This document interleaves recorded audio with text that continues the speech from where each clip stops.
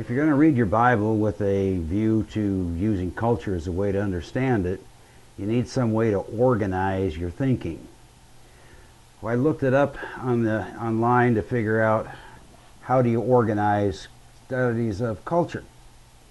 So what I found in Wikipedia was a handy little short list. I call them the pillars of culture. The first pillar of culture is a deity definition. Every culture worships something, someone, some object or unseen object.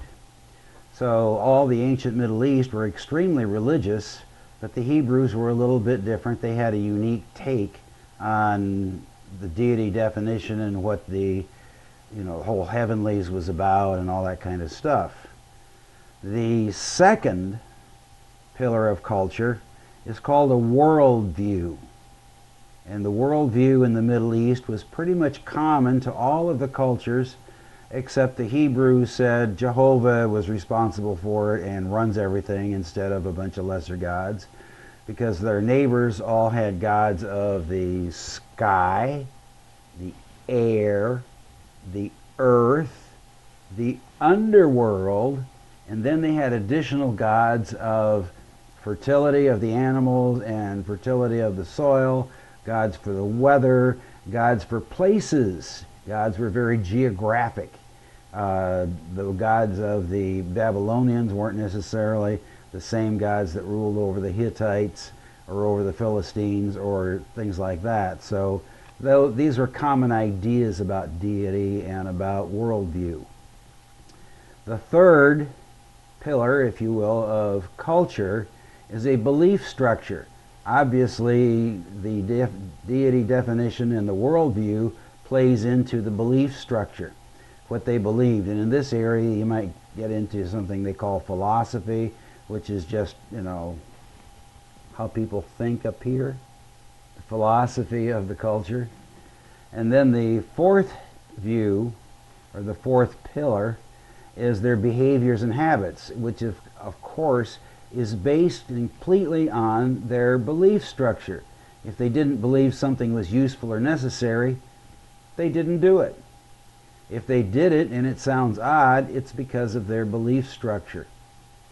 So those are the four basic pillars of culture, and that's how you're going to read your Bible. You're going to be thinking about those kinds of things. So as you go through, one place and another, you have to get into their belief structure and how they think about worldview and what they're doing all the way around with various objects and activities and how they viewed their neighbors and all of this. It really helps to get the message, because God is not stupid. He wanted to convey a message that He cares for His people and He's going to take care of and protect His people. He has to do it in a way that's understandable to them. He didn't reinvent their culture. He simply inserted Himself into their culture. Now, how do you learn about all this kind of stuff? Well, you could watch some History Channel documentaries, 6 episodes of Bible Secrets Revealed, or the Bible Rules. Each one of those is 6 episodes, and they tell you a lot about the ancient Eastern culture.